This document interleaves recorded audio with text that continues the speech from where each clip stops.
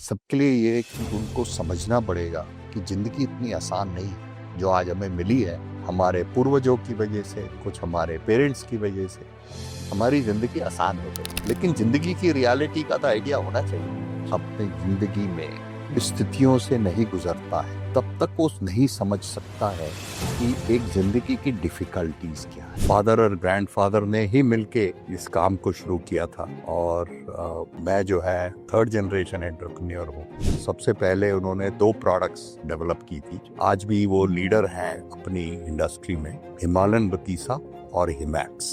ये turning point क्या था कि उस लेवल तक कंपनी को लेके जाने का? वैल्यूएशन नहीं, वैल्यूएशन तो हमने कराया नहीं है, लेकिन टर्नओवर 500 करोड़। टर्नओवर 500 करोड़। हाँ। ओके। अगर आगे बढ़ना है तो फिर ग्लोबल स्टैंडर्ड्स मैच करना और उनको सरपास करना एक नेसेसिटी हो जाए। और क्योंकि ये जानवर बोल नहीं सकते तो इनकी सेवा करना जो है प्रभु का काम होगा। इसीलिए वो समझ के कि भाई जो डम एनिमल्स हैं उनकी सेवा करना जो है ह्यूमंस के लिए बहुत है, हम क्यों ना अपने आप को इनकी सेवा में समर्पित करें। आप फ्यूचर लीडर्स को कैसे आइडेंटिफाई और नर्चर करते हैं अपनी कंपनी में? कारण क्या है कि जब आप किसी एक समस्या में फंस जाते हैं और उसमें एक्यूट रिक्वायरमेंट है, इन्फेक्शन हो गया जैसे आप, और आपको एंटीबायोटिक की जरूरत है, तो आप अपनी लाइफ को रिस्क करेंगे अगर आप एंटीबायोटिक नहीं लें। और परेशान होके, दुखी होके या गुस्सा आके आपकी मदद नहीं हो रही, उस टाइम आपको एनर्जी चाहिए कि भाई उस सोच के कि भाई मेरे को अब विपासना में सिर्फ एक सौरों को कंट्रोल करना होता है या फिर जो हैप्पीनेस होता है उसको भी कंट्रोल करना होता है? लेकिन ऑब्जर्व करना है कि देखो दोनों जो है, ये अच्छी भी और गंदी, ये दोनों टेम्पररी हैं, ये परमानेंट नहीं, ये थोड़े देर में चली। So as a father of Mayank Agarwal sir, आपके लिए सबसे प्राउड मोमेंट क्या था? देखिए बहुत सारे मोमेंट्स हैं। मयंक ने एक्स्ट्राऑर्डिनरी जी। एफर्ट लगाए हैं, उसका कमिटमेंट आज भी जो है वो मेरे को चकित करता है। जी। और जितनी मेहनत वो कर सकता है उतनी मेहनत मैंने बहुत कम लोगों को देखा है करते हुए।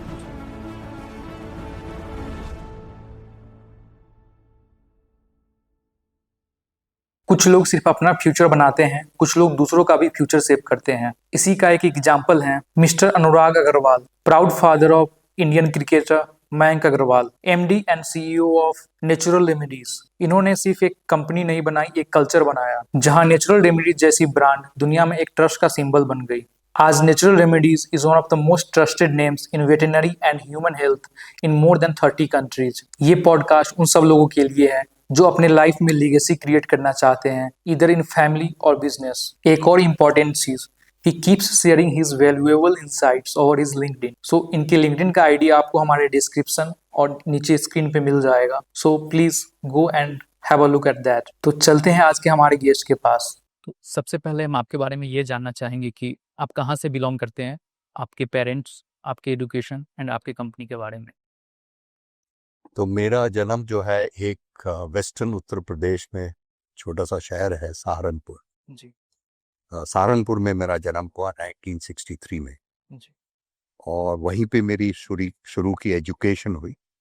ग्रेजुएशन मैंने जो है चंडीगढ़ से किया।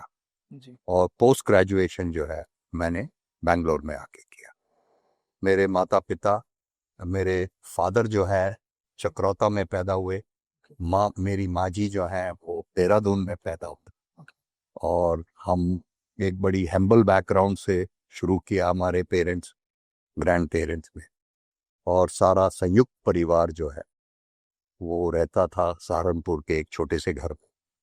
और वहाँ से हमारी जो है बिगिनिंग हुई। फादर और ग्रैंडफादर ने ही मिलके इस काम को शुरू किया था। जी। और मैं जो है थर्ड जनरेशन एंटरप्रेन्योर हूँ जी। अपनी फैमिली में।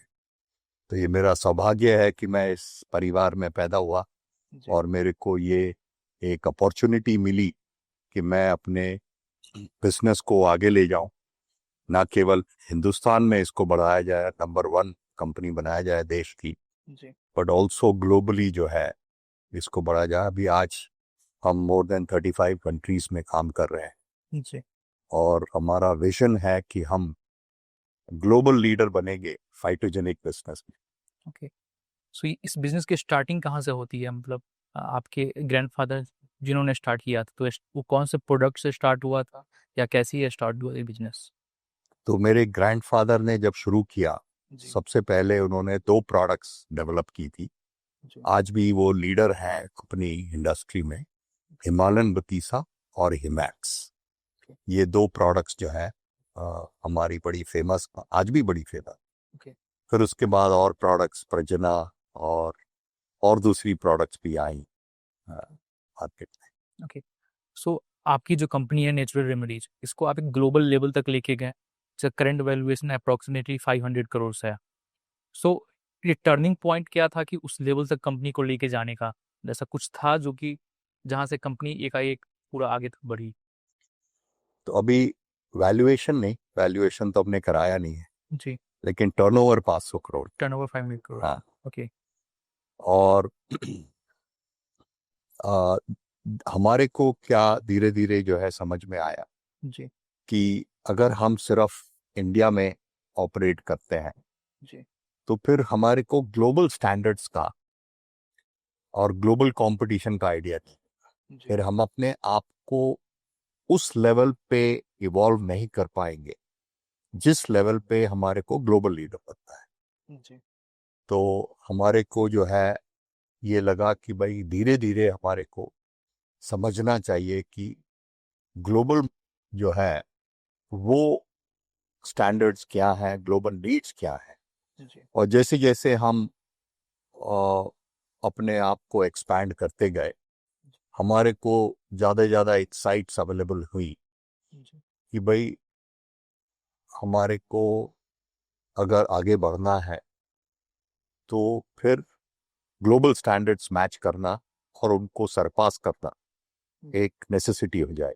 जी तो आज की तारीख में ऑलमोस्ट 50% ऑफ द बिजनेस जी जो है वो ग्लोबल हो गया है। ओके तो ये उम्मीद करते हैं कि ग्लोबल बिजनेस जो है अब ये 50% को भी क्रॉस करके बढ़ता जाएगा जी और फ्यूचर बड़ा ब्राइट है जी और देश का भी नाम रोशन करेंगे, अपना भी नाम रोशन। जी। सो आपकी जो कंपनी है, इसमें एक मैंने यूनिक चीज जो देखा है, आप मॉडर्न टेक्नोलॉजी प्लस एंशियंट जो आयुर्वेदा और ये सब जो भी वनस्पति वगैरह होता है उसको मिक्सर, आपका उसका मिक्सर है। तो ये आपने कब सोचा कि इस दोनों को मिक्स करके कंबाइन करके और ये कंपनी को आगे बढ़ाया जाए? ये आइडिया कहाँ से आया आपके पास? तो ये तो विजन हमारे ग्रैंडफादर का है ओके कि अ, आज जो है देश में जी ह्यूमंस के लिए बहुत सारी हर्बल कंपनी है, जी पुरानी पुरानी वैद्यनाथ है, जी हमदर्द है, बहुत सारी कंपनी है, हिमालय है। जी लेकिन एनिमल साइड में जो है हमने देखा कि कोई भी एनिमल्स के लिए काम नहीं कर। और फिर हमारे फादर को एनिमल से, ग्रैंडफादर को एनिमल से बड़ा प्यार था। तो उस प्यार में फिर उन्होंने कहा कि चलो हम अपना काम इन जानवरों की सेवा में लगाते हैं।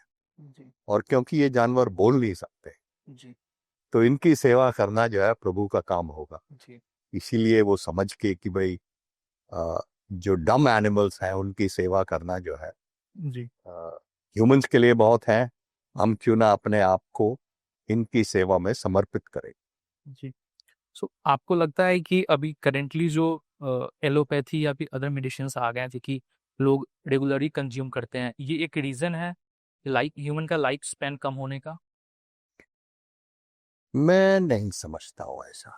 ओके मेरे को ऐसा लगता है कि दोनों एलोपैथिक और आयुर्वेदिक जी दोनों की जरूरत है। ओके कारण क्या है कि जब आप किसी एक समस्या में फंस जाते हैं जी और उसमें एक्यूट रिक्वायरमेंट है, इन्फेक्शन हो गया जैसे आपको जी और आपको एंटीबायोटिक की जरूरत है, जी तो आप अपनी लाइफ को रिस्क करेंगे अगर आप एंटीबायोटिक नहीं लेंगे। जी लेकिन एंटीबायोटिक लेने के बाद जब आप स्वस्थ हो गए उस बीमारी से, तो फिर आपको जो है ये करना है कि अपने आप को हेल्दी कैसे रखें। जी वो आप आयुर्वेदिक प्रिंसिपल से, जी तो मैं कहूंगा कि preventive health and maintaining health ये आयुर्वेदिक होते हैं। ओके और ट्रीटमेंट जो है या एक्यूट ट्रीटमेंट, जिसको हम बोलते हैं कि इमीडिएट नीड के लिए, अगर आपको हार्ट अटैक हुआ जी तो फिर आपको जो है उस एलोपैथिक की जरूरत पड़ सकती है। और दोनों को कंबाइन करके चलना चाहिए, दोनों की अपनी अपनी स्ट्रेंथ है। मैं खराब नहीं समझता हूँ एलोपैथिक को, और मैं कंपटीशन में नहीं के साथ। जी मेरे को लगता है कि उनकी अपनी जगह है, हमारी अपनी जगह। जी हम अपनी जगह को समझें, जी और जो हम डिलीवर करते हैं, जो हम उनको प्रोवाइड करते हैं, उसकी उपयोगिता जो है वो समझा पाए अपने कस्टमर्स को, तो बहुत बड़ा मार्केट। जी आपका मार्केट जो है, प्रिवेंटिव मार्केट 10 गुना है ट्रीटमेंट मार्केट से। जी लेकिन आज की तारीख में विडंबना ये है कि आदमी जो है खाली ट्रीटमेंट पे फोकस कर रहा है, जी हेल्थ मेंटेनेंस पे नहीं करता है। अगर आप आज देखें हेल्थ केयर बोलते हैं, जी तो एलोपैथिक जो है वो सिकनेस केयर, हेल्थ केयर नहीं। ओके वो तो जब आप सिक हो गए जी तब आपको वो काम में आता। जी लेकिन अगर हेल्थ केयर करना है जी तो फिर आपको प्राकृतिक चीजों का ही सहारा लेना चाहिए, क्योंकि ये आपके लिए ज्यादा उपयोगी है। और इनमें लॉन्ग टर्म विजन है, ये रूट कॉज पर हैंडल कर, कि भाई आपको कैसे स्वस्थ रहना है, जड़ों को कैसे मजबूत करना है, जी अपने स्वास्थ्य की जड़ों को कैसे मजबूत किया जाए। वो जड़ें मजबूत करने का काम आपको आयुर्वेदिक में मिलता है। एलोपैथिक में तो सिकनेस केयर है, कि आप बीमार हुए, आपको कुछ हुआ है क्यों, और आपने फिर उसको लेके मैनेज कर लिया। जी तो इसमें फर्क समझने की जरूरत है, और अपनी अपनी पोजीशन को जी उसके हिसाब से, अपनी स्ट्रेंथ के हिसाब से हमारे को अपने उपयोग को साबित करना है। जी सो आप कहते हैं कि culture is more important than strategy. So इसके पीछे आपका सोच क्या था, और कभी ऐसा हुआ है कि आपके कंपनी के क्राइसिस के टाइम में आपके कंपनी के कल्चर ने, आपके एम्प्लॉयज ने आपकी मदद की हो? तो ये मेरी जो है बड़ी गहन अध्ययन के बाद समझ में आया है कि कल्चर की अपनी इम्पोर्टेंस है, जी और स्ट्रैटेजी की अपनी इम्पोर्टेंस है। मैं ये नहीं कहूंगा कि स्ट्रैटेजी जो है वो इम्पोर्टेंट नहीं है। जी तो इनमें कंपटीशन नहीं है, कल्चर में और स्ट्रैटेजी, दे आर कॉम्प्लीमेंट्री। जी तो आपको अगर मैं आ, उसको एक आसान शब्दों में बताने की कोशिश करूं, तो आपके जैसे एक जमीन है, वो कितनी उपजाऊ है, जी उसकी फर्टिलिटी क्या, जी वो आपका कल्चर है। जी कि भाई उस जमीन में आप कुछ भी बोएं, जी वो पैदा होगा अच्छे से, क्योंकि जमीन का, उसकी फर्टिलिटी, जो उपजाऊपन है, वो बड़ा बेहतरीन है। जी फिर उसमें आप क्या बोते हैं, आम बोएंगे, गेहूं बोएंगे, कुछ और लगाएंगे, वो स्ट्रेंथ। ओके तो स्ट्रेटजी भी चाहिए, आपको भी बोना भी कुछ पड़ेगा। भाई खाली कल्चर जो है आप फर्टिलिटी बढ़ा के, जी लेकिन उसका कुछ बेनिफिट भी तो लेते। जी तो इसलिए दोनों, कल्चर और स्ट्रैटेजी जरूरी है। जी लेकिन हाँ, अगर कल्चर कमजोर है जी तो आपकी स्ट्रैटेजी जो है, फिर उसकी उतनी क्षमता जो है वो आपके लिए नहीं आ पाएगी। जी तो कल्चर जो है, उसकी बहुत इम्पोर्टेंस है ह्यूमन लाइफ। और सक्सेस ही एक जो है मापदंड नहीं है जिंदगी का। जी मेरे हिसाब से सक्सेस जो है, ये एक माइलस्टोन है। जी लेकिन सक्सेस अगर आपको बड़े दुख से, बड़े परेशानी से, और आप ऐसी जिंदगी में सक्सेस मिली है जहां पे आपको कभी सुख नहीं मिला, जी तो फिर ऐसी सक्सेस का भी क्या था। जी तो सक्सेस और जॉयफुलनेस, जी ये दोनों रिक्वायरमेंट है इंसान की।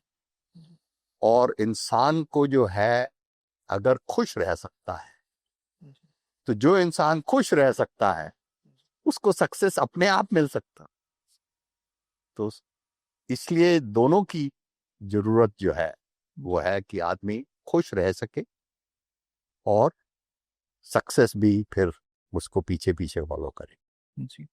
एक तरफ वो ऑर्गेनाइजेशंस हैं कंट्री में जहाँ पे because of work pressure employees को काफ़ी सारा चीज़ झेलना पड़ता है, दूसरी तरफ आपकी कंपनी है जिसको हैप्पीएस्ट प्लेस टू वर्क की काफ़ी सारे रिकॉग्निशंस मिले हैं कंट्री में। सो ये आपके दिमाग में ये विजन कैसे आया और ये आइडिया कैसा है कि इसको हैप्पीएस्ट प्लेस बनाते हैं फॉर द वर्क कल्चर? तो शुरू के करीब 30 साल जो है जी। मैं भी बहुत दौड़ा जी। और सक्सेस के लिए जी तोड़ मेहनत की, जी। सब कुछ लगा दिया दांव पे जी। और 12-12, 15-15 घंटे जो है काम किया जी। ताकि सक्सेस मिल सके। सक्सेस मिली जी। और वो जो सक्सेस मिली उसके बाद तसल्ली नहीं हो, ये नहीं लगा कि यार अब सक्सेस मिल गई तो अब जिंदगी में खुशी। जी।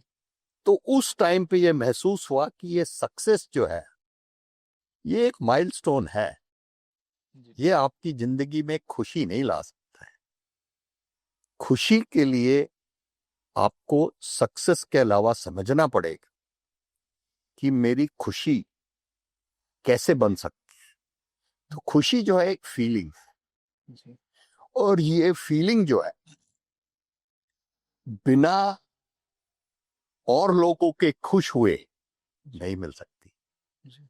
आपको तभी खुश हो सकते हैं आप जब आपके आस पड़ोस में जिनके साथ आप काम कर रहे हैं, जिनके लिए आप काम कर रहे हैं, आपके कस्टमर, तो आपका कस्टमर खुश होना चाहिए, जी। आपके एम्प्लॉयज खुश होने चाहिए, आपके वेंडर्स खुश होने चाहिए, आपकी फैमिली खुश होने चाहिए।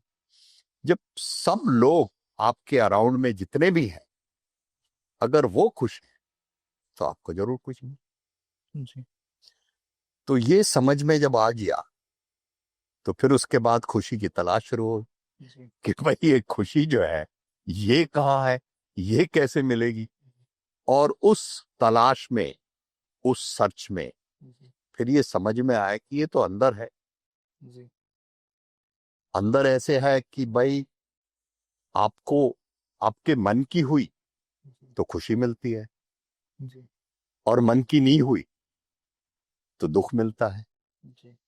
तो ये तो आने जाने वाली चीज हो गई, क्योंकि अब कभी मन की होगी कभी मन की नहीं हो। जी। तो कैसे जो है आप खुश रह सकते हैं चाहे मन की हो चाहे मन की ना हो। तो ये समझ में आया कि इसके लिए आपको अपने अंदर वो स्ट्रेंथ डेवलप करनी पड़ेगी जिससे कि आप अपनी फीलिंग्स को ऑब्जर्व कर सकें। अब आपने मेरे को कुछ ऐसा कहा जिससे मेरे को अच्छा नहीं लगा, जी। तो मेरे को दुख होने की संभावना है। जी। लेकिन अगर मैं फीलिंग्स को अपनी ऑब्जर्व करूं कि मेरे को ये अच्छा नहीं लगा, लेकिन क्यों मैं कृष्णा को अपनी खुशी का चाबी दूं। जी। कृष्णा की मर्जी है, वो क्या मेरे को बोलता है। खुश होना या नहीं होना क्या मैं अपने हाथ में रख सकता हूं।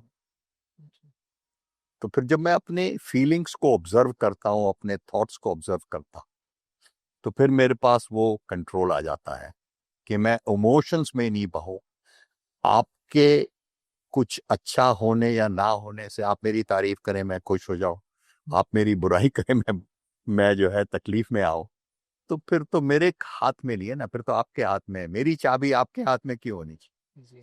मेरी चाबी मेरे हाथ में है कि मैं जब चाहे जब खुश हो। जी। और अगर वो चाबी मेरे पास है तो मैं हमेशा क्यों नहीं खुश। तो मैं कोशिश करूंगा कि मैं हमेशा खुश हूं। मेरे को बाहर की स्थिति से ना खुश होने की जरूरत नहीं, क्योंकि जो बाहर हो रहा है वो मेरे कमांड में नहीं है, मेरे कंट्रोल में नहीं है। जी। अब क्या दुनिया में क्या हो रहा है, कहीं लड़ाई हो रही है, कहीं कुछ हो रहा है, और अच्छा बुरा सब होने ही वाला है।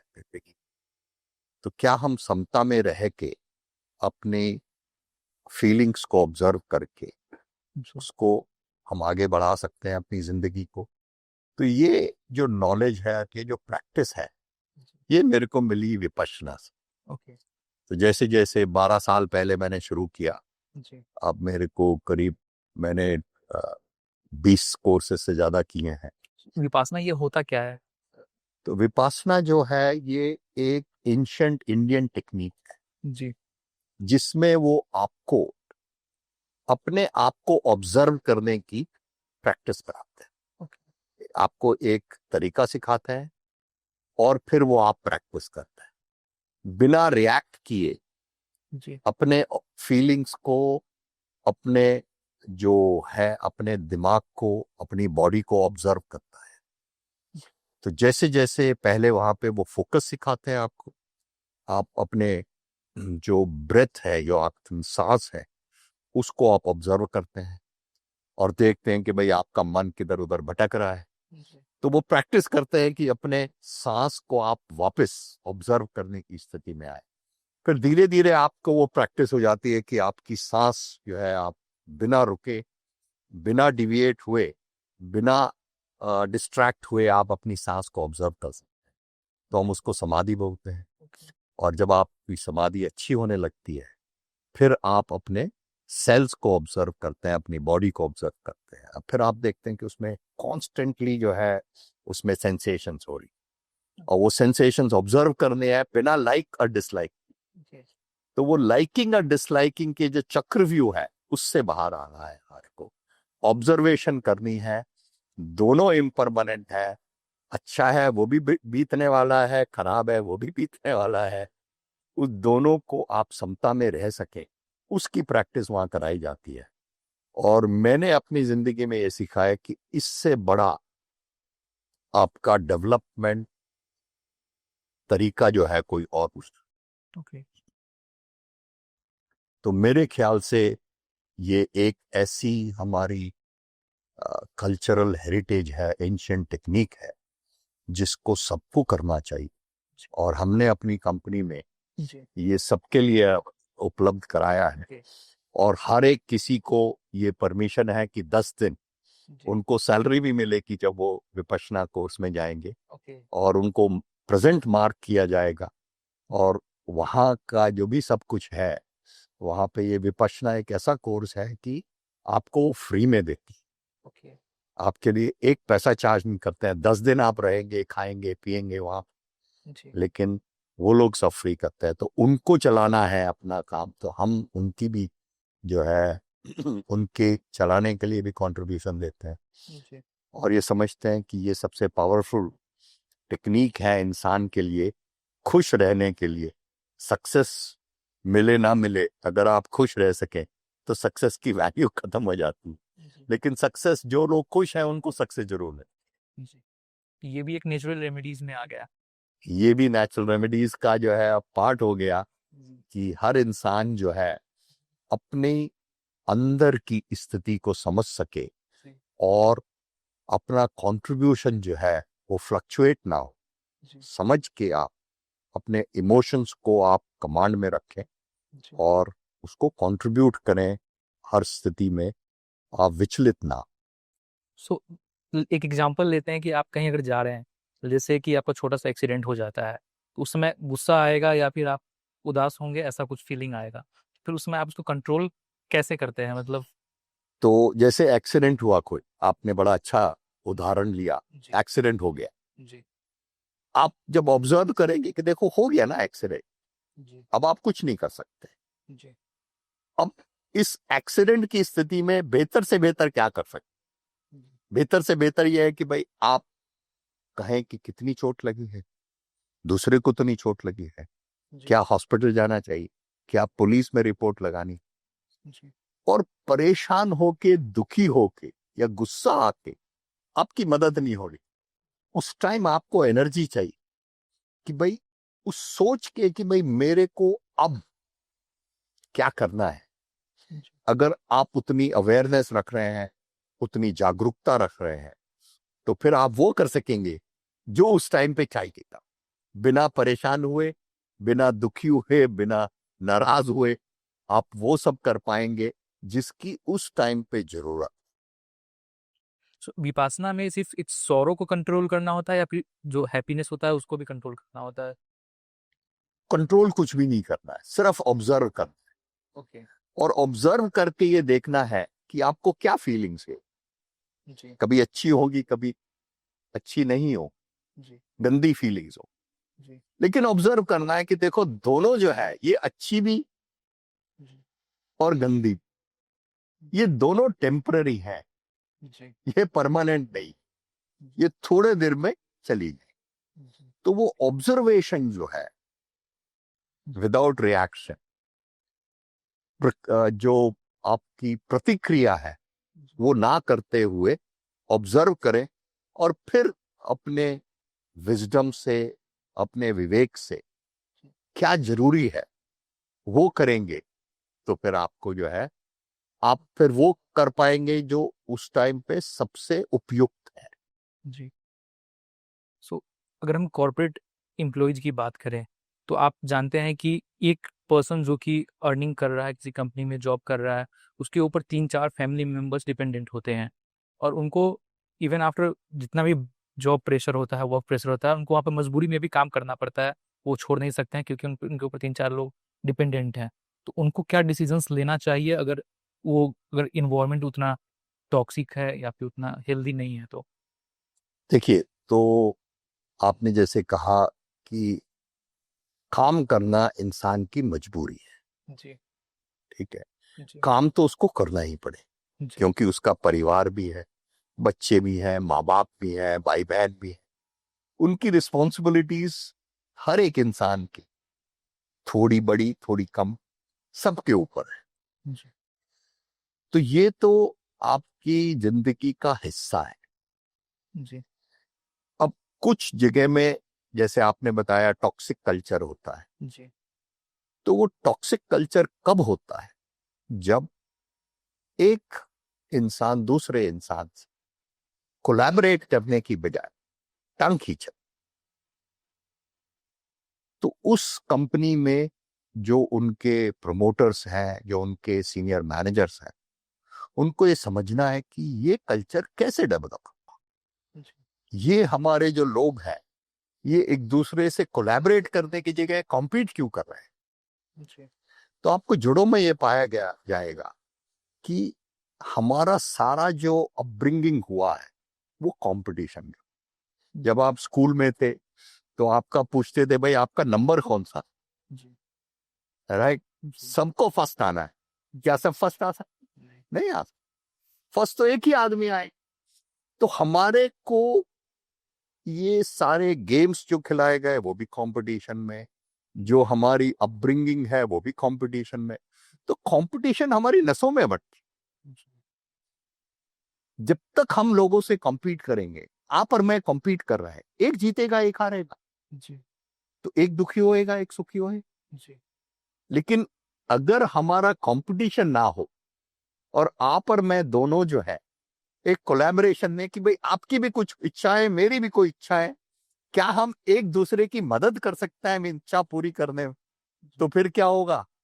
आपको भी वो मिलेगा जो आप चाह रहे हैं, मेरे को भी वो मिलेगा जो मैं चाह रहा हूं, तो फिर दोनों को सुख मिलेगा। तो ये जो दुनिया है, इसको कॉम्पिटिटिव माइंडसेट से ना लेके अगर हम कोलैबोरेटिव माइंडसेट में ले जाए, जी तो फिर सबके लिए बड़ा आसान भी हो जाएगा और बड़ा बेहतर भी हो जाएगा। मैं आपको एक स्टोरी जी बताना चाहता हूँ। ये स्टोरी मेरे दिल में है और बड़े करीब है मेरे दिल। जी तो एक जो है शहर में, बैंगलोर जैसा शहर है, उसमें 40 बड़े सक्सेसफुल लोग, उनको बुलाया गया एक ऐसे ही बड़े हॉल में, उनको बैठाया गया कि भाई आप लोग बड़े काबिल लोग हैं इस शहर के, और हम जो है इन एक गेम खेलते हैं, ठीक है? तो सब तैयार हो गए, आप सब तैयार है? हाँ सब तैयार है। तो उन्होंने क्या किया, वो 40 बलून्स लाए, गुब्बारे, जी और हर एक बलून पे एक आदमी का नाम। जी तो 40 सक्सेसफुल लोग, जी 40 गुब्बारे, जी और उस पे हर एक पे एक आदमी का नाम। जी और उन्हें कहा गया कि कहने लगे, अब आप अपने नाम का गुब्बारा जी ढूंढो, जी और जो पहले ढूंढ लेगा वो इस कंपटीशन में आगे। जी तो आप इमेजिन कीजिए, 40 लोग जो है लग गए पूरी मेहनत से, पूरी तत्परता से अपने गुब्बारे को ढूंढने के लिए।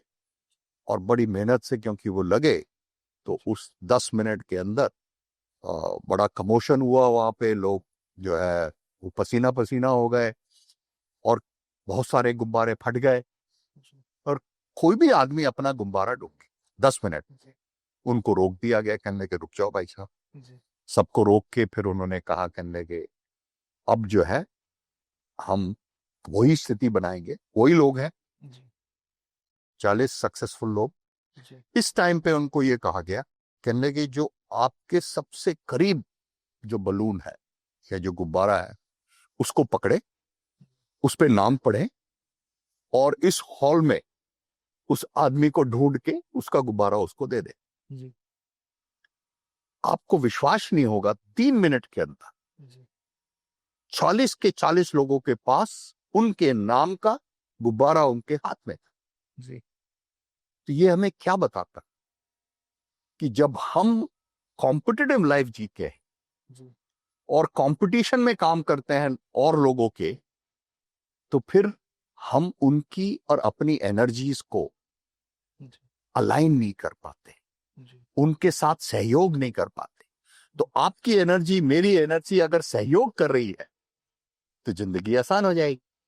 और अगर कंपीट कर रही, स्पर्धा में है आपकी एनर्जी मेरी एनर्जी, तो फिर आप मेरे को हराने की कोशिश करोगे, मैं आपको हराने की कोशिश करूंगा। तो हम दोनों की एनर्जीज जो है फिर एक साथ काम करने की बजाय एक दूसरे के अगेंस्ट, विपरीत में काम करें। यही हो रहा है समाज में, यही हो रहा है कंपनीज में कि हमारी एनर्जीज विपरीत में काम कर रही हैं और हम समझते नहीं हैं इस बात को। क्योंकि हम समझते नहीं इस बात को, तो इसलिए जो है हम कंपटीशन में नासमझी में लगे रहते और उसमें खुशी ढूंढने की कोशिश करते हैं कि मैं औरों से आगे हो जाऊं तो मेरे को खुशी मिलेगी, दूसरों को हरा के खुशी मिलेगी। जिन लोगों को दूसरों को हरा के खुशी मिलती है ना, उनको फिर आगे बढ़ने में दिक्कत होने लगती है। तो मेरा तो अब माइंडसेट बिल्कुल चेंज हो गया कि मेरे को दूसरों को जिता के खुशी मिलती और दूसरों की मदद करने के लिए फिर हमने जो कंपनी की जो विजन और वैल्यूज रखी है कि we harness nature, apply science for health and happiness. तो हर एक इंसान की खुशी जो है वो जरूरत है और खुशी जो है एक दूसरे की मदद में है। So being useful is the mother value, कि भाई हम कैसे उपयोगी हो सकते हैं औरों के लिए। वो हमारे को जब हम करते हैं, दूसरे भी खुश होते हैं और आपको सहयोग करते हैं वापस। तो ये प्रिंसिपल जब से बनाया, ये प्रिंसिपल को लोगों को समझाया, उसके अराउंड में एक लाइफ स्किल्स का स्ट्रक्चर डेवलप किया और उसके बाद सब लोगों को मदद की इस बात को समझने के लिए कि कंपटीशन में नहीं, कोलैबोरेशन, सहयोग में जो है, स्पर्धा में जिंदगी नहीं, सहयोग में बेहतर जिंदगी है। हम एक दूसरे के सहयोग में रहें, अपना माइंडसेट ऐसे तैयार करें कि हमारी सहयोग करने की क्षमता जो है बढ़ती जाए। उस माइंडसेट से जब हम काम करते हैं तो नेचुरल रेमेडीज में भी हमने ये पूरा किया और पिछले 7-8 साल में अब स्थिति ये है कि हर आदमी को ये मालूम है और ये प्रैक्टिस हो गई है कि मेरे को सहयोग करना है, मैं कैसे यूजफुल हो सकता हूँ अपनी जिंदगी में, कंपनी के प्रति, औरों के प्रति। तो हर आदमी खुश है, हर आदमी मदद कर रहा है एक दूसरे की। कुछ भी तकलीफ आती है, कुछ भी चैलेंज आता है, मिलके सब एक दूसरे की मदद करते हैं और क्रॉस कर लेते हैं। कोई भी आदमी अकेला महसूस नहीं करता, कोई भी आदमी ये अपने आप को कमजोर नहीं समझता है, कोई भी आदमी ये नहीं समझता है कि मेरे को जो है ये फंसा दिया किसी ने। यहाँ हर आदमी समझता है कि समस्या आई है, इस समस्या को हमें मिलके सॉल्व करना है। सब मिल जाते हैं। जैसे आपको मालूम है, उंगली है तो कमजोर है, बुक्की है तो स्ट्रांग है, सब मिलके काम करते हैं, मजा भी आता है और जिंदगी भी आसान हो गई, प्रोग्रेस भी बढ़िया हो रही है और सब लोग खुश हैं। तो पूरा एनवायरनमेंट जो है वो चेंज हो गया और सब खुशी से अपनी जिंदगी को आगे बढ़ा रहे हैं। कंपनी भी आगे बढ़ी। आप फ्यूचर लीडर्स को कैसे आइडेंटिफाई और नर्चर करते हैं अपनी कंपनी में?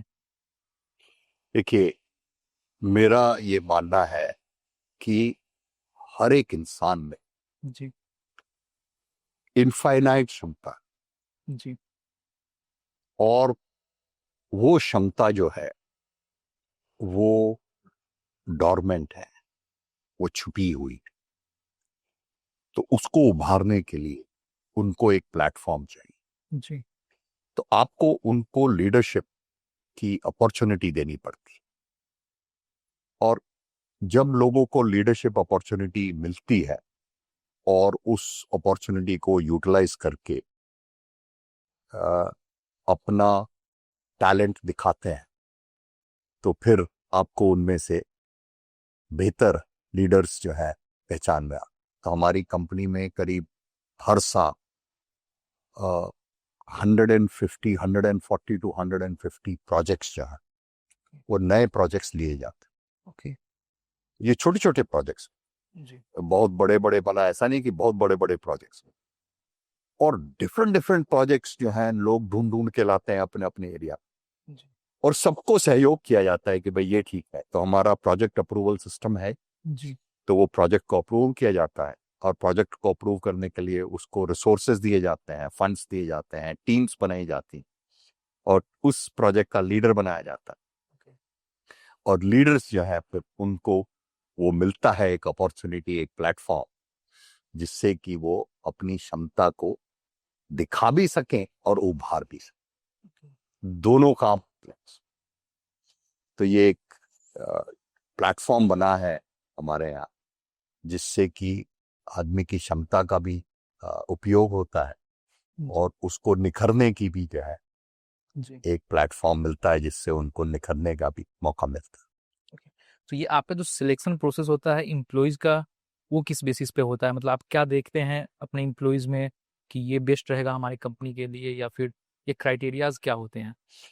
तो जनरली जो हमारी रिक्रूटमेंट टीम है, जी वो कोशिश ये करती है कि भाई हम ऐसे लोगों को सेलेक्ट करें जी जो कल्चरली अलाइंड है। ओके लेकिन बदकिस्मती ये है कि कल्चरली अलाइंड लोग मिलते नहीं हैं आसानी से, जी क्योंकि सब लोग जो है कॉम्पिटिटिव एनवायरनमेंट में जी रहे हैं, और कंपटीशन उनकी जिंदगी का एक हिस्सा बन गया, और उनको वही आता है करना, compete ही करना, जी हमेशा से कंपटीशन नहीं रहे। जी तो फिर धीरे धीरे हम जी उनमें से सेलेक्ट करते हैं लोगों को जिनके अंदर थोड़े से भी ट्रेट्स है कोलैबोरेशन, और फिर जब वो हमारे आ जाते हैं, फिर उनको रिवैम्प करके पूरा उनको बताया जाता है कि वैसे कैसे आपको अपना माइंड शिफ्ट करना है, अपनी जो आपकी जो वो है सोच है, उसको कैसे कोलैबोरेटिव बनाना, और कम से कम कंपटीशन करना है, ज्यादातर कोलैबोरेटिव माइंडसेट में रहना है। लेकिन ये आसान नहीं है, आप जैसे कह रहे हो, अ, और इम्प्रूवमेंट होते जा रहे हैं, करते जा रहे हैं धीरे धीरे धीरे धीरे। तो कंपनी जो है स्ट्रेंथ से स्ट्रेंथ की तरफ बढ़ती जा रही, और हम स्ट्रोंगर और स्ट्रोंगर महसूस करते हैं अपने आप को, बिकॉज हमारे को लगता है कि भाई हमने अपने लिए एक यूनिक जो है एक स्थिति बना ली है, जिसमें हमारे लोग भी खुश हैं, हम भी खुश हैं, कस्टमर भी खुश है, और हर इंसान जो है सकारात्मक एनर्जी से काम कर रहा है, और इससे सबकी जिंदगी बेहतर हो रही। जी बट ये बदकिस्मती है कि सिर्फ 1000 ही लोग आज इन्वॉल्व हैं। जी धीरे धीरे जैसे बढ़ेंगे तो ज्यादा और लोगों से मिल सकती, लेकिन 1000 लोग डायरेक्ट हैं, जी और उनका परिवार अगर आप जोड़ में, जी तो फिर वो 3-4 हजार लोग जी जिनको इस सब अ, एक तरीके का एहसास हो रहा है, आभास हो रहा है कि कैसे हम अपनी जिंदगी को बेहतर बना सकते हैं, कॉम्पिटिटिव माइंडसेट से हटा के जी कोलैबोरेटिव माइंडसेट। आप हमेशा पर्पस एंड वैल्यूज की बात करते हैं, तो आपका वो इनर एनर्जी क्या है और वो कहाँ से आता है कि आप हमेशा इतने मोटिवेटेड और पॉजिटिव रहते हैं? देखिए, मेरे को ये बिल्कुल एहसास है जी कि ज्यादातर लोग जो जिंदगी जी रहे हैं जी वो अपनी जिंदगी का भरपूर उपयोग नहीं कर पा रहे, जी क्योंकि उन्होंने उसको समझा नहीं कि कैसे हम इस जिंदगी को जी इनसाइड आउट बेहतर बना सकते हैं, कैसे हम एक सकारात्मक सोच से, जो ना केवल आपके लिए हो बट सबके भले के लिए, उसमें कितनी पावर है। और वो जो एहसास है वो मेरे को इतनी एनर्जी देता है कि मुझे लगता है कि मैं कितनी भी जिंदगी को टच करूं, कितने लोगों को ये बता पाऊं, कितने लोगों को ये समझा पाऊं कि भाई आप जो है, जो आप जिंदगी जी रहे हो, इससे कहीं बेहतर जिंदगी आप अपनी बना सकते हो, सिर्फ इस छोटे से प्रयास और चेंज से कि भाई आप जो है कंपटीशन में नहीं जियो, कोलैबोरेशन। और आपको ही शुरुआत, हर इंसान को औरों से उम्मीद ना करके अपने अंदर शुरुआत करनी है कि मैं अपने अंदर से कैसे शुरू कर सकता हूं। और जो जो शुरू करेगा, जी वो जो बोलते हैं ना, जो जैसा बोओगे वैसा काटोगे। जी तो जब आप अच्छाई का साथ दोगे, लोगों की मदद करो, तो वो भी ऐसा ही कर, तो आपकी जिंदगी चेंज होने लगे। आप मेंटरशिप को लीडरशिप का एक स्ट्रॉन्ग पिलर मानते हैं, तो आपके मेंटर कौन थे और कोई एक इम्पोर्टेंट लर्निंग या टीचिंग जो कि आप अभी तक फॉलो करते हैं? देखिए, मेरी जिंदगी में बहुत सारे मेंटर्स आए, जी जिनको गुरु भी कह सकते हैं आप। जी बचपन में जब हम स्कूल में पढ़ते थे, जी तो कुछ गुरु थे हमारे जिन्होंने बड़ा प्रभाव डाला हमारी जिंदगी पे। जी फिर जब मैं ग्रेजुएशन करके बैंगलोर आया, जी तो एक मिस्टर PVV कृष्णन जी थे, वो बड़ा उन्होंने प्रभाव डाला मेरी जिंदगी पे। उनको मैं अपना मेंटर मानता हूँ। जी अब तो बेचारे नहीं रहे, छोड़ गए जिंदगी, जी लेकिन उन्होंने मेरी जिंदगी को बहुत अच्छे से शेप किया, स्पेशली जो है 80s में, लेट 80s में और अर्ली 90s। जी फिर उसके बाद बद्री जी हैं, मिस्टर बद्री अग्रवाल। उन्होंने जो है प्रभाव डालना शुरू किया जिंदगी में। और भी बहुत सारे जो है मेंटर्स मिले, मिस्टर अरुण रामन, बिजू कुरियन, मिस्टर दीपक धवन, अ, और बहुत सारे लोग हैं जिन्होंने बहुत कुछ सिखाया इस जिंदगी। और सबसे बड़ा जो मेंटर कहूंगा मैं, जी जिसने सहयोग किया मेरा, जी वो मेरी विपश्यना है। जी कि जैसे जैसे मैं अपने आप से बैठता हूँ जी और रिफ्लेक्ट करता हूँ अपने ऊपर, अपनी जिंदगी के ऊपर, जी अ, और समझता हूँ कि ये जिंदगी क्या है, हम यहाँ क्यों आए, इससे बेहतर से बेहतर कैसे जो है आप इसको बना सकते हैं, स्थिति को अपने लिए और औरों।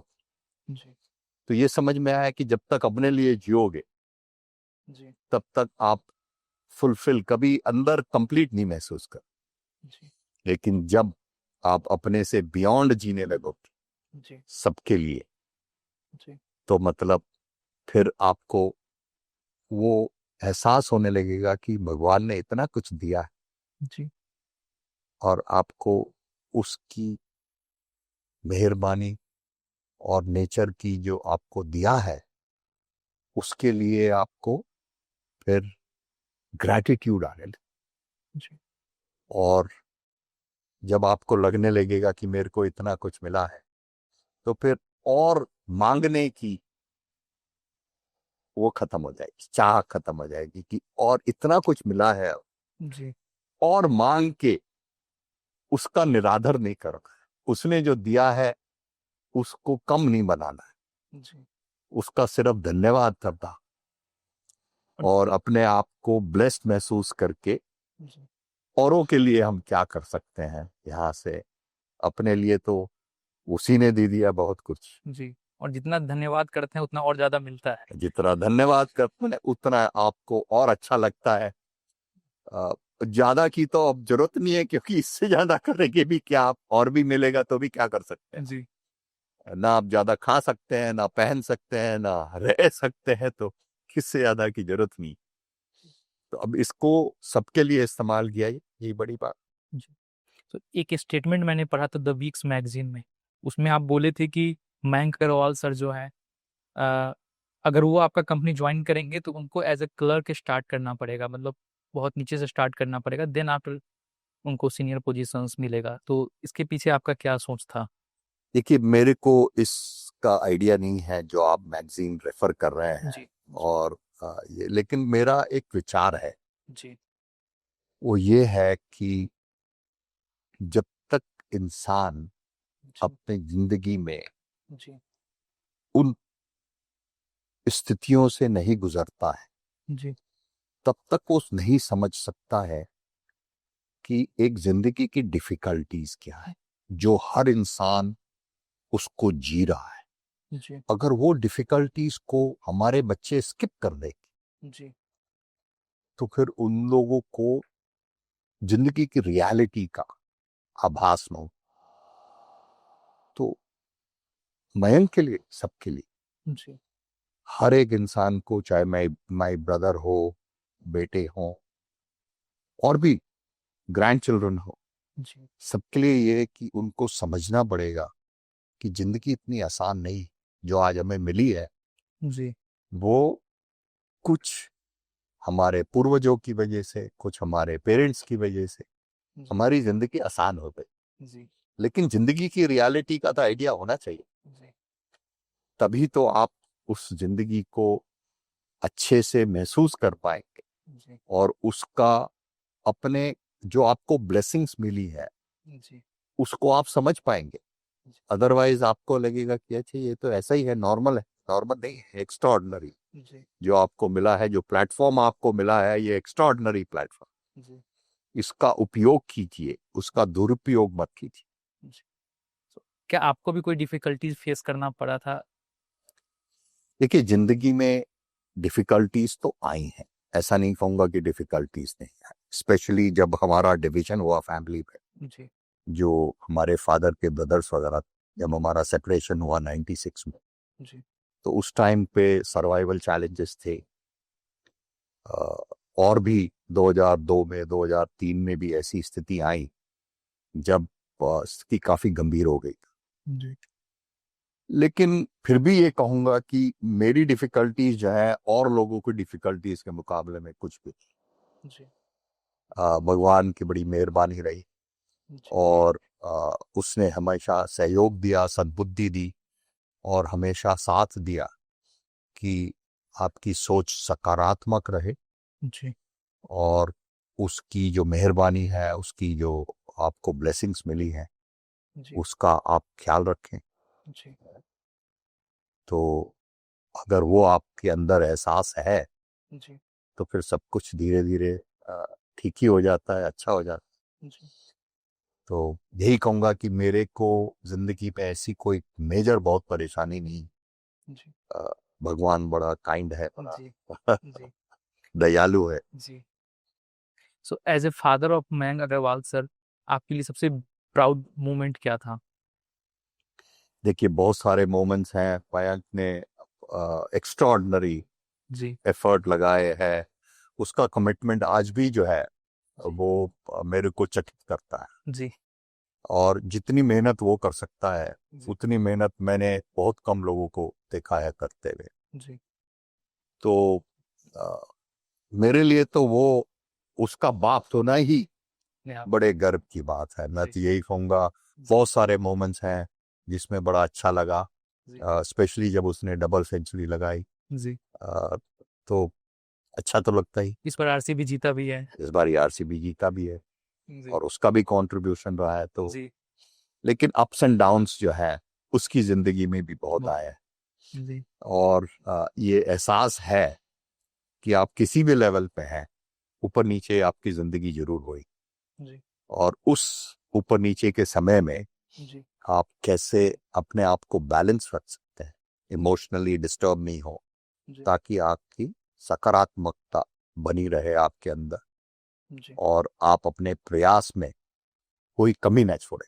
जी। एक बुक जो कि आप सजेस्ट करना चाहें हमारे व्यूअर्स के लिए, जो कि सबको मस्ट रीड बुक एक आप कोई सजेस्ट करें। मैं बुक्स में ज्यादा विश्वास रखता नहीं। Okay okay. मैंने बहुत सारी बुक्स पढ़ी हैं, लेकिन जी मेरे को ऐसा नहीं लगा कि जी बुक्स जो है और लोगों का ज्ञान है जी जो उन्होंने महसूस किया है। जी ये जिंदगी अपने लिए अपने आप के साथ डिस्कवर करने की है। तो इसलिए मैं जो है रिफ्लेक्शन को एक बहुत बड़ा I would say learning process समझता हूँ कि अगर आपको सीखना है तो आपको रिफ्लेक्ट करना जो है, और अच्छे से रिफ्लेक्ट करने से आप अपनी जिंदगी में बहुत कुछ समझ सकते हैं, बहुत कुछ बढ़ सकते हैं। तो रिफ्लेक्शन मेरे लिए जो है एक ज़्यादा पावरफुल जी टेक्निक है। बुक्स का ऐसा नहीं कि बुक्स में अच्छा अच्छा है, जी लेकिन वो ज्ञान दूसरों का, जी अपना अपना ज्ञान नहीं आपने अर्जित किया है, जी। वो दूसरों का ज्ञान दूसरों का सोच है जो कि उन्होंने अपनी बुक्स में लिखा है। जी तो हमारे यहाँ तो ये बोलते हैं विपश्यना में जी कि जब तक आप अपने आप से डिस्कवर नहीं करेंगे कि ट्रूथ क्या है जिंदगी का, जी what is the truth of life, तब तक वो ज्ञान अधूरा है, जी वो कंप्लीट नहीं। कोई आपको कुछ भी बताए, जी लेकिन आपको अपने शरीर के साथ अपने दिमाग से उसको जी समझना और डिसाइफर करना। जी। सो अगर आपको फिर से, अगर हम एक यंग एज में ले जाएं, तो ऐसे कौन सी मिस्टेक्स या फिर ऐसी कौन सी टीचिंग्स जो कि आपको बहुत लेटेस्ट एज में सीखने को मिली, जो आप सोचे होंगे कि बहुत पहले हमको ये पता चल जाता। ये जो प्रोसेस है विपश्यना का, जी ये मैंने 48 साल की उम्र में शुरू किया, जी और वो भी एक्सीडेंटली हुआ। ओके और यही कहूंगा कि ये इतना पावरफुल टेक्निक है।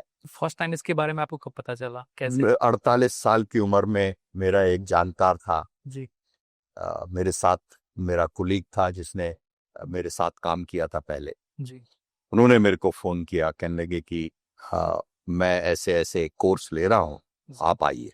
जी तो मैंने उनको बताया भाई मैं बहुत बिजी हूँ, जी मैं जो है मेरे पास बहुत सारे प्रेशर्स हैं, जी मैं नहीं आ सकता। जी ये और मेरे को इसमें कोई इंटरेस्ट भी नहीं है, मेरे को इंटरेस्ट भी नहीं था, जी इस प्रोसेस को भी समझने में जी इंटरेस्ट भी नहीं था।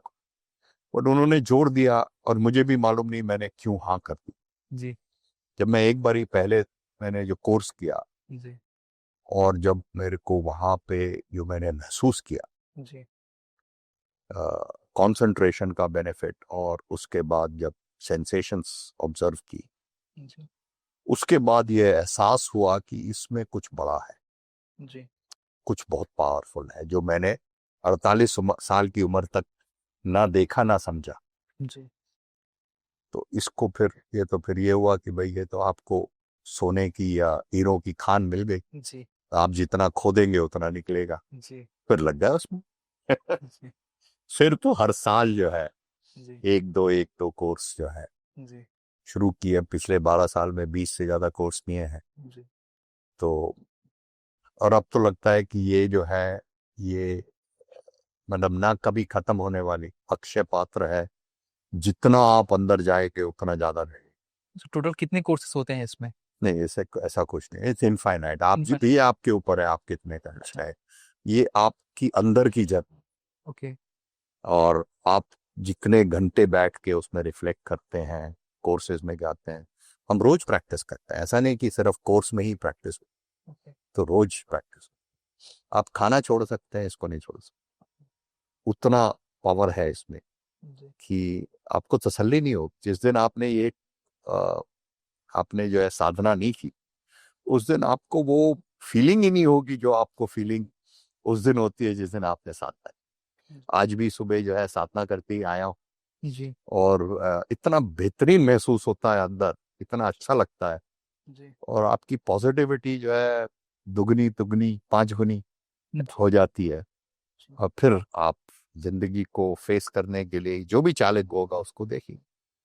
पूरे दिल से, पूरी मेहनत से, पूरे अपनी एनर्जी से आप हर काम करते हैं, पूरे दिल लगा के।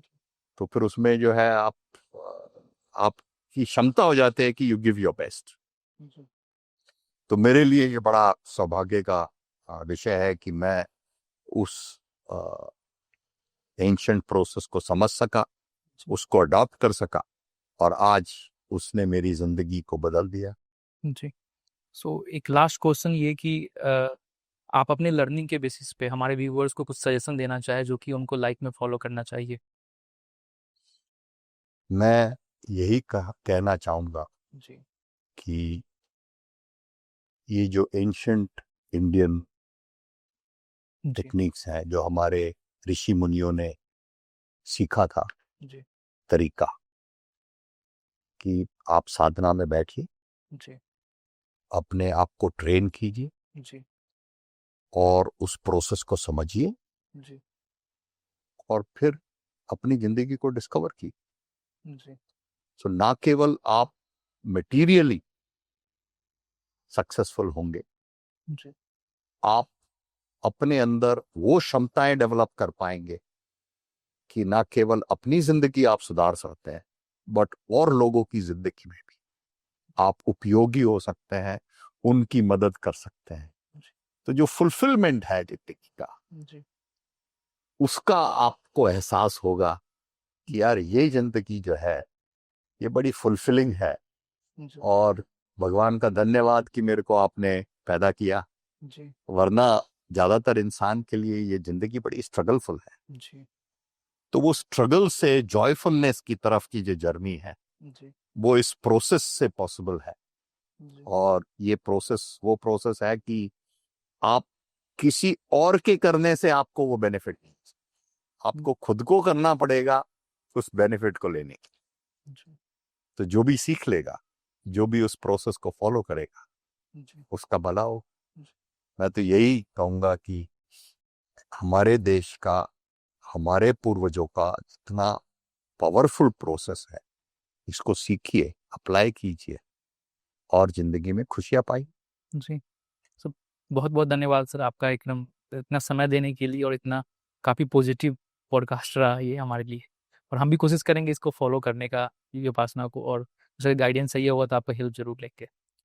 जरूर, आपका बड़ा धन्यवाद। आपने मेरे को ये मौका दिया अपने व्यूअर्स के साथ अपने पॉडकास्ट पे जी। मेरे को अपने विचारों को जो है व्यक्त करने का। आपका बड़ा बड़ा धन्यवाद। Thank you. Thank you sir.